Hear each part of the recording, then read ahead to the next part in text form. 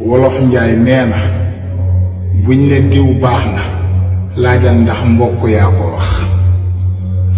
mu delluwaat ne président France bés bu gërëmee président Afrique xamal ni président Afrique boobu il a trahi son peuple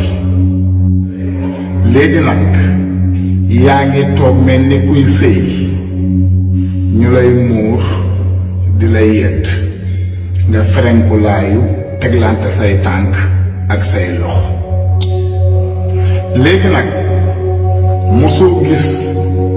jëkkër joxaas jabaram wala jabar joxaas jëkkëram te sëy bi tasagut xam nga yéen sëy bi tasagut moo tax yow moom Macron da lay tagg rek man nag tagg gi sama yoon nekku ci lu baax li nga def mu wax ko sama yoon nekku ci ok yooyu yëpp du sama problème mooy maanaam nga jógee fi nga nekk noonu